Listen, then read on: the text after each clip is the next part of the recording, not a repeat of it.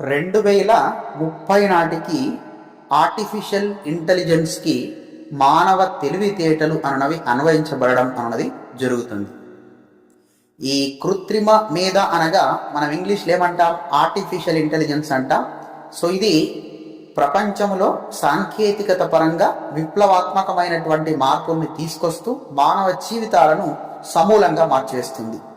So దీనివల్ల అనేకమైనటువంటి ప్రయోజనాలు ఉన్నప్పటికీ కూడా నష్టాలు కూడా అదే స్థాయిలో ఉన్నాయి.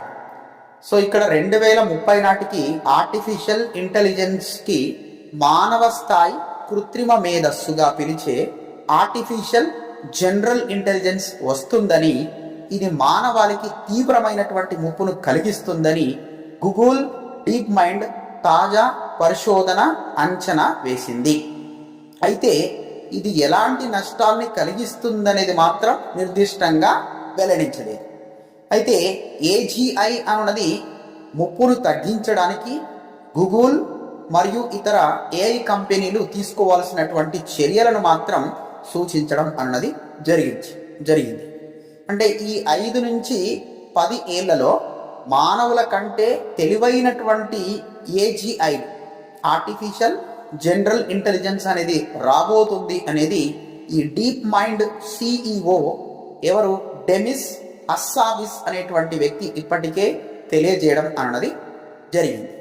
అయితే ఇక్కడ మనకు ఏజీఐ అంటే ఏంటి? అసలు ఏంటి?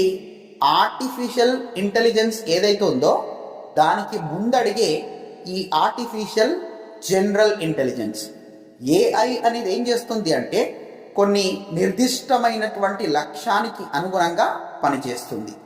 ఏజీఐ ఆర్టిఫిషియల్ జనరల్ ఇంటెలిజెన్స్ మాత్రం మానవ మేధస్సు మాదిరిగానే విస్తృత శ్రేణి పనులకు అన్వయించగల మేధస్సును కలిగి ఉండేలా లక్ష్యాలను పెట్టుకుంటుంది. అంటే ఇది మనుషులలాగానే ఉంటూ మనుషుల్లాగానే తెలివిని ప్రదర్శిస్తూ విభిన్న జ్ఞానాల్లో అంశాలలో జ్ఞానాన్ని అర్థం చేసుకునే, నేర్చుకుని అన్వయించేటువంటి సామర్థ్యమే యంత్రాంగము. ఏంటా యంత్రాంగము? Artificial general intelligence.